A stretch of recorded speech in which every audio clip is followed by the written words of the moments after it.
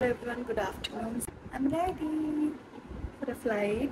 আজকে আমি যাচ্ছি একটা ফ্লাইটের জন্য দিল্লি থেকে বম্বে, দেন বম্বে থেকে হায়দ্রাবাদ। আর আজকে আমার আছে হায়দ্রাবাদে লেওলো। কালকে সারাদিন থাকবো, পরশু দিন সকালে আবার সেম প্যাটার্নে, মানে হায়দ্রাবাদ থেকে বম্বে, বম্বে থেকে দিল্লি হয়ে আমি আসবো। তো চলো দেখা হচ্ছে লেওভারে, টাটা।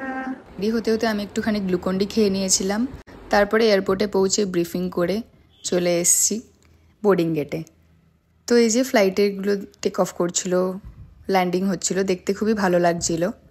আর আমাদের যে বোর্ডিং গেটটা ছিল সেটা একেবারে ট্যাক্সিওয়ের পাশে ছিল, তো সেই জন্য ভাবলাম একটু ভিডিও করে নিই। দুটো এয়ারক্রাফট পাশাপাশি আছে। আমরা অনেক সময় ভাবি যে দুজনেই দাঁড়িয়ে আছে, চলছে না কেন। অ্যাকচুয়ালি এটা পুরোটাই ডিপেন্ড করে এয়ার ট্রাফিক কন্ট্রোলের ওপর। তারা যেভাবে যেভাবে ক্লিয়ারেন্স দেয় সেভাবেই পাইলটরা ফ্লাইটটাকে মুভ করাতে পারে। মানে এটা না যে রাস্তা ফাঁকা আছে মানে চলে যাব। তো এখানে অনেক কিছু নিয়ম কানুন মেনে অনেক এক একটা মুভমেন্টের জন্য ইনস্ট্রাকশনের জন্য ওয়েট করতে হয়। তো এই যে আরেকটা ফ্লাইট টেক অফ হচ্ছিল। ফাইনালি আমি পৌঁছে গেছি মুম্বাই এয়ারপোর্টে।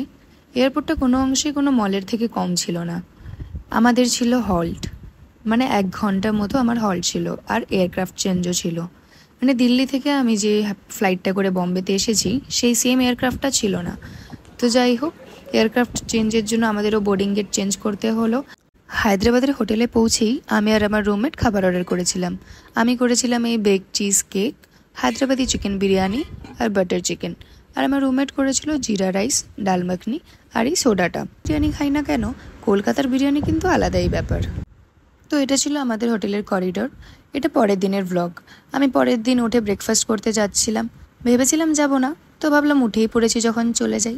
তো এখানে অনেক কিছুই ছিল, লুচি, সবজি, পাও ভাজি, তারপরে বেক টমেটো, ইডলি, ধোসা, আরও অনেক কিছু। কিন্তু আমি নিয়েছিলাম এগুলো, জুস আর মাফিনস আর একটা এগ বয়েল। আর এখান থেকে আমি অর্ডার করেছিলাম সানি সাইড আপ আর প্যানকেক, আর সাথে চা তো অবশ্যই, কারণ চা আমার অলওয়েজের ফেভারিট। সকালে চা ছাড়া আমি দিনই শুরু করতে পারি না। আর আমার রুমমেট সামনে যে লবিটা ছিল সেখানে একটুখানি ঘুরছিলাম, ব্রেকফাস্ট করে একটু হাঁটাচলা করছিলাম। তো এখান থেকে দেখো হোটেলটাও দেখা যাচ্ছে সুন্দর, আর সামনে জায়গাটাও খুবই সুন্দর। এখান থেকে আমাদের সুইমিং পুলটাও দেখা যাচ্ছিল। আর চারিদিকে শুধু গাছ আর গাছ, চারিদিকে শুধু সবুজ আর সবুজ, দেখেও যেন চোখে শান্তি পায়। এটা ছিল একটা বাইরের সেট আপ, একটা বাইরের ডাইনিং এরিয়া। তো আমি যখন ভিডিওটা করছিলাম তখন বুফেট অলরেডি ক্লোজ হয়ে গেছিলো, তাই আর কেউ ছিল না। আর এই যে ডলফিনগুলো দেখছো, এগুলো অ্যাকচুয়ালি গাছে জল দেওয়ার জন্য পাইপ। ওই সেই পাইপটাই ঢাকার জন্য বাইরে থেকে সুন্দরভাবে সাজিয়ে রাখা হয়েছে। এখানে একটা ছোট্ট সিটিং মতো আছে, আর একটা দোলনা আছে। অনেক দিন পর আমি আজকে দোলনা চেপেছি। তো এই যে আমি সাইকেলের এন্ট্রি করে বেরিয়ে এলাম পেছনের দিকটাতে।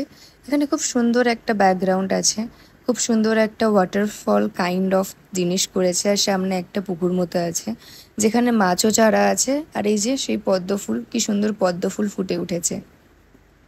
সাইকেলিং করার পর আমি গেছিলাম জিম করতে। জিমে গিয়ে প্রথমে একটুখানি সাইকেলিং করলাম, এগেন একটুখানি ট্রেডমিলের এখানে। ট্রেডমিল করতে করতে অনেক ঘেমে গেছি, আর এটা ছিল আমার ফাইনাল স্কোর। দেখো আমি কতটা ক্যালোরি ঝরিয়েছি, আর আধ ঘন্টা করেছি। তারপরে ফ্রেশ হয়ে আমি এসেছিলাম লাঞ্চ করতে। লাঞ্চে একদম সিম্পল খাবার নিয়েছিলাম, কারণ ব্রেকফাস্ট অনেক হেভি হয়ে গেছিলো। আর ছিল ভার্জিন মজিতো আর একটু মিষ্টি মুখ। তো আজকে আমার রুমমেটেরও লেওভার ছিল, তো আমরা আগে থেকে নিজেদের রস্টার চেক করে নিয়েছিলাম। আর ভেবেছিলাম যে সেদিন গিয়ে শাড়ি পরবো, শাড়ি পরে ফটো তুলবো। কিন্তু এবারে যখন ফটো তুলছিলাম পেছনে ঝর্ণাটা বন্ধ ছিল, তার জন্য একটু মনটা খারাপ হয়ে গেল। তারপরে আমরা দুজনে শাড়িটা চেঞ্জ করে সাইকেলিং করছিলাম। এটা হোটেলের অন্য সাইডের পার্ট। জায়গাটাও অসম্ভব সুন্দর আর অনেক বড় প্রপার্টি। সাইকেলিং করে আমরা গেলাম পুলের দিকে। পেছনের দিকটা খুবই সুন্দর দেখতে লাগছিল, আর পুরো অন্ধকার হয়ে গেছিল, তাই চারিদিকে আলো ফুটে উঠেছিল, নীল আলোতে ভরা। প্রথমে আমরা গেছিলাম হট জাকুজিতে। প্রথমে পা ডুবিয়ে বসেছিলাম, সারাদিনের ক্লান্তি যেন পুরো দূর হয়ে যায়। আমরা দুজনে তো পুরো বাচ্চাদের মতো খেলছিলাম, একে অপরের গায়ে জল ছেটকানো, সেই ছোট বাচ্চারা যেরকম করে। এরপরে আমরা বড় সুইমিং পুলটাতেও গেছিলাম, কিন্তু সেটার আর ভিডিও নেওয়া হয়নি। তারপরে রুমে গিয়ে ফ্রেশ হয়ে আমি চা বানালাম, কারণ আজকে আমার সন্ধেবেলার চাটা মিস হয়ে গেছিলো। আর এত জলের মধ্যে ঝাপাঝাপি করেছি, তো 1 কাপ চা তো বানতাই হয়। তারপরে গেছিলাম ডিনার করতে। ডিনারে ছিল অনেক রকমের starter, salad, juice, bread, soup, আরও অনেক কিছু, কিন্তু আমি তার মধ্যে নিয়েছিলাম চিকেন স্যুপ আর স্টার্টার, আর তারপরে খেয়েছিলাম একটু ভাত, ডাল আর চিকেন, আর কোকোনাট ওয়াটারও ছিল, আর একটা ম্যাঙ্গো জুসও ছিল। আর আমরা সবাই মিলে চিকেন পিৎজা আর ভেজ পিৎজা অর্ডার করেছিলাম। তারপরে ঘুরে দেখছিলাম ডেজার্ট সেকশনে। এখানে অনেক রকমের মিষ্টি ছিল আর পেস্ট্রিও ছিল, কিন্তু আমি বেশি কিছু নিইনি, ওই 1-2 ট্রাই করেছিলাম। তো এটা ছিল পরের দিন সকালের ভিডিও। আমরা উঠে রেডি হয়ে গেছিলাম, এটা যখন চেক আউট করছিলাম তার ভিডিও। তখন রুমটা প্রচণ্ড মেসি হয়ে গেছিলো, তো আমি ভাবলাম রুম টোর তো আগে করা হয়নি, তাই এখন একটু দেখিয়ে দিই। আর এই যে নিচে রিসেপশনে চলে এসেছিলাম, এখানে আমাদের জন্য ব্রেকফাস্ট ছিল। আমি নন ভেজিটেরিয়ান নিয়েছিলাম, আর সাথে তো চা অবশ্যই। সব থেকে সুন্দর দেখতে ছিল এই ফোয়ারাটা, আমার অলওয়েজের ফেভারিট। তো নিচে সবাই মিলে আমরা মিট করে ব্রিফিং করে চা খেয়ে ক্যাবে বসলাম। গান শুনতে শুনতে আমরা পৌঁছে গেলাম হায়দ্রাবাদ এয়ারপোর্টে। তারপরে আমরা দিল্লিতে গিয়েছিলাম। দিল্লিতে গিয়ে আর ভিডিও করা হয়নি। তো যাই হোক, যদি আমার ভিডিওটা ভালো লেগে থাকে তাহলে like, comment, share and subscribe করে দিও। দেখা হচ্ছে পরের কোনো ব্লগে।